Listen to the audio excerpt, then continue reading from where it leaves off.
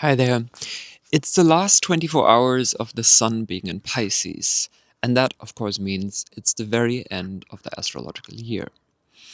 In a true sense of really what we call years, this really marks the end of the year, much more so, I would say, than the 1st of January or 31st of December would do.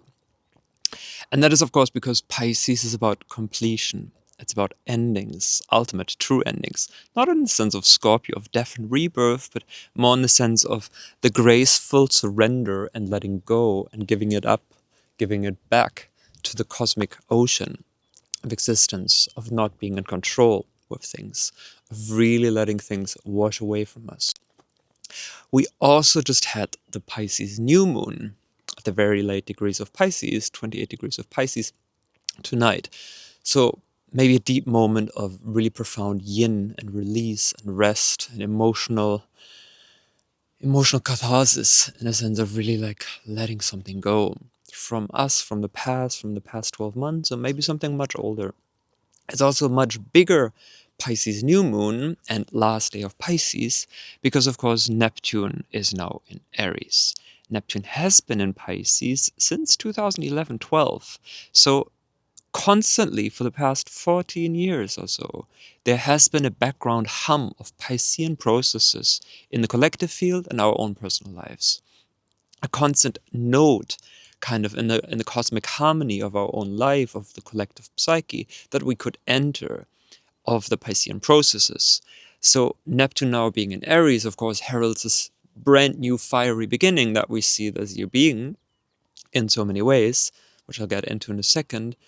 But it, of course, also means that this Pisces new moon last night, now this last moment in Pisces, also really marks the end of an era of our own personal lives.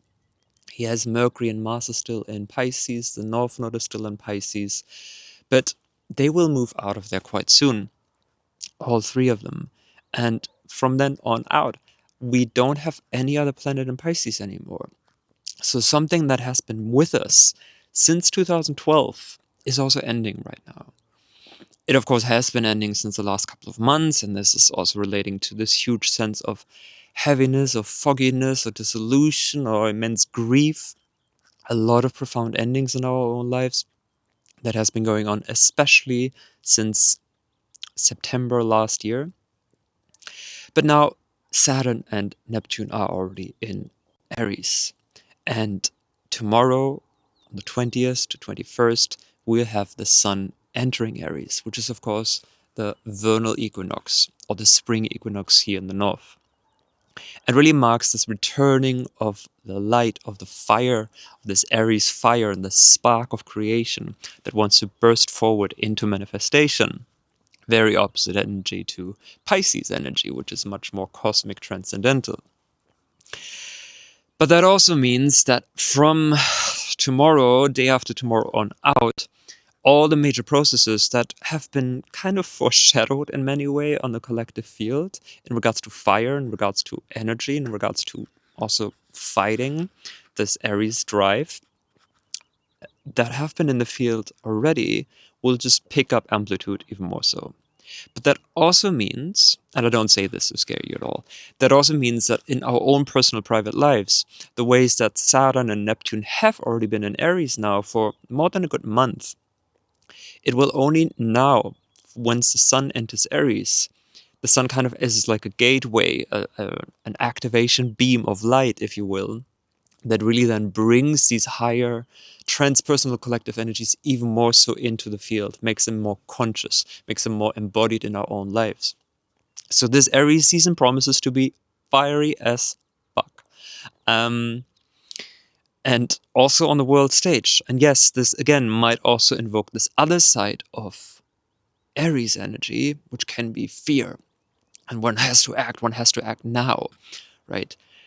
But that is exactly, of course, how these forces try to play with us. This is, of course, what we also see coming out from the collective unconscious, all of these expressions of fire. Remember the 1st of January and this big fire in the Swiss Alps?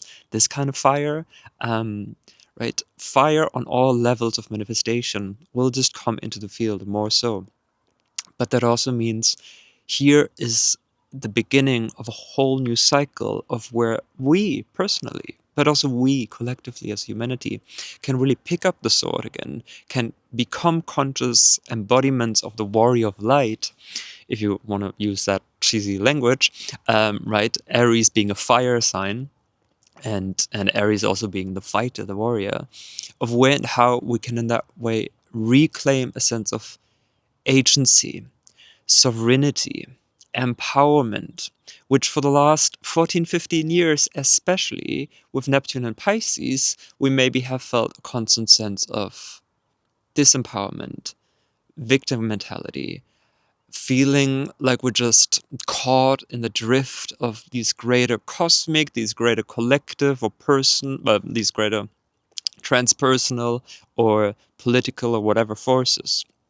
This year will be about where and how we are reclaiming our own inner fire and confronting also the patterns without, the forces without, that have been using and taking advantage of where and how we have unconsciously given our power away because of these unconscious belief systems that we can also find in the Piscean processes, where we feel adrift, where we feel, in Pisces, we can find that sense of ultimate unity, the unity consciousness of infinite love and this merging and transcendental with a higher source.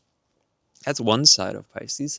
The other side of Pisces can be this sense of absolute chaos, the worst kind of nightmare, utter sense of meaninglessness, a discombobulation of all kinds of elements and the random throwing together of it all that does not open itself to our meaning making processes, and in that way can make us feel like everything is just random. Nothing makes sense, nothing means anything. I'm just lost in chaos. My life is random. My life has no meaning. So this new Aries spring equinox energy is the next big step in when how we are all shifting how these kinds of deep, deep, deep unconscious belief systems of disempowerment, thinking about also when how for the last 2000 years we have been in Pisces, the age of Pisces, and one of its shadow expressions was, of course, when how we have given our power away to religion, to a deity out there, or to maybe a priest in between that we had to give money to so that we can access divinity. The Age of Aquarius is, in many ways, also the antithesis to that, because we realize God is within. There is no middleman I need to pay, but it's also here right now in the field, and we can work with that force, if you want to call it that, and not be so lost in this ocean of existence where we just strive for spiritual transcendence. Of course, the negative expression of all of this is also Neptune in Aries, the holy war, the sacred Neptune war, Aries. And we see that, of course, also manifesting itself quite profoundly with three of the major world religions having at it. But again, none of this is to say that I am afraid or that I think we should be afraid, but to be conscious and settled and grounded in a sense of understanding these cosmic forces and these greater cycles. And that also means that these forces of materialism, whether they are connected to Epstein or Mossad or whatever, whatever kind of rabbit hole we want to go in there, they know that their time is up, so they're grasping onto power. They're trying everything to get us emotionally activated. And with Aries, the main primary emotion that they want to hook us into is anger. And that does not, of course, mean that we should not be angry in a justifiable way, because a lot of the things that are happening have to make us angry. And that anger is the first expression of power, right? Where powerlessness and fear turns into empowerment, the first step of coming out of grief and heaviness and sadness, Pisces is often anger, right? But it still means being conscious of where and how we're being played with on the greater cosmic collective field by outrage, right? And by wanting us to hook into anger. So again, that there can be other plutocracies, right, the rule by the powerful and invisible, like Pluto, to just play us out against each other, the constant divide and conquer. Another thing, astrologically, I just mentioned earlier, Mercury and Mars are also still in Pisces. Mercury has been retrograde the past 3 weeks, deepening this process of fogginess and confusion, and yes, feeling that first drive and spark and energy of fire, Aries energy, Saturn and Neptune in Aries, but then this deeper reconfiguring, reconsidering, decluttering our mind and our subconscious patterns of thought process and where and how we make sense of, that's a Mercury function also, our deepest dreams, our deepest visions, our deepest yearning. That's Pisces. While Mercury is retrograde, there is usually not the ability to really consciously, mentally grasp what this process is about for us personally. Once Mercury stops its retrograde, which is just happening now with this new moon, with this Aries Equinox, and it's together with the North Node in Pisces, that is usually when clarity slowly comes back, and when an understanding of what the past 3 weeks have been working on us on our subconscious deeper level have been maybe actually about or pointing us towards to. The fact that Mercury is with the North Node on 8 degrees of Pisces deepens again this energy, which I also really want you to take away from any of this, and that is faith and trust.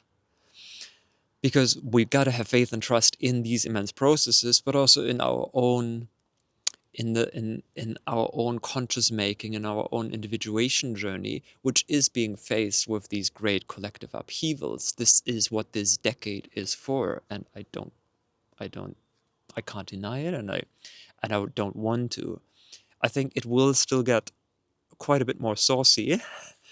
The aliens will come for sure, and there will be a lot of deception and whatever with it, and there will be a lot of truth in it as well. Our entire planet is shifting radically, but as long as we also give our power away by also our own fear, our own doubt, our own sense of loss of faith into this greater cosmic evolution, the more easy we are also a prey for these collective forces to just snatch our power and then not be an empowered vessel for light in the highest sense of Aries to act and to be a channel for divine light to act in the world for good and for peace. But then we can just become unconscious vessels for this collective rage, collective emotional manipulation.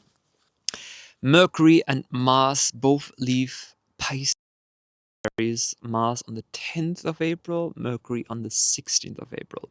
So that's almost another full month of both of them still hanging out in Pisces, even though the Sun enters Aries in the next 2 days.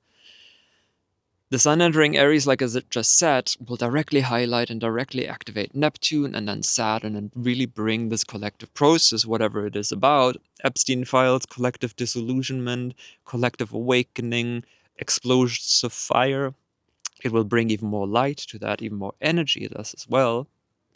But I think we can really see the biggest wave of forward momentum also in our own personal lives. And this huge drive of Aries has to be based on instinct, on being here now. Ram Dass was in Aries.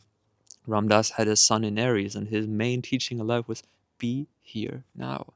And from this moment right now, in our embodied self, we can access the source, whatever we want to call the divinity, light, and be a conscious vessel for that. To act from instinct, though, is what Aries has to learn, because there is not necessarily a big vision. There's not a grand higher concept or strategy.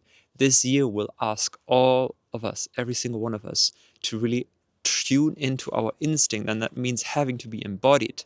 The dangers, of course, like I already talked about, reactivity, right? And an unconscious reactivity and the feeling and urge that we have to act instantaneously because we have to move fast, right?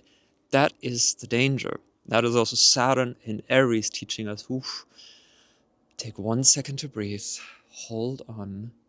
Do you really want to act that way? Do you really want to speak that way? Do you really want to react that way? Because as long as we react, we are powerless to outer circumstances. We're not consciously acting, we are reacting, right? So once Mars enters Aries, 10th of April, and once Mercury leaves Pisces and enters Aries, 16th of April, is, I think, when our own huge new frontier of our life that we can't have any clue about what it will be just yet, that will have to be lived in the present moment here now, will really open its gates for us. It'll be freaking exciting. It'll be freaking fast as well, probably. And so maybe if you listened until here, take this very last day of the sun being in Pisces to really go into ritual, to go into ceremony, to go into prayer for your own world, for your own life, for the world, for releasing whatever really wants to be released from these last 12 months, and to find that inner connection to faith and trust, and also the sense of surrender into the deeper wisdom of your own soul's evolution and development. And that is so very different than anybody else's. There's no need to compare, even though we all love to do that. But that takes us out of faith and trust and out of a deep connection to our own heart and the rightness of who we are in the moment and the grace that can come from that, right? Because then we really open ourselves to reality here and now and don't act from these unconscious impulses or the reactivity and fear that are lying behind that, that we might be powerless, that we have to act in order to assert our will, right? So use this day for ceremony, use it for prayer, use it for meditation, if that's your thing. And then I'll see you on the other side of a very, very, very, very fiery year.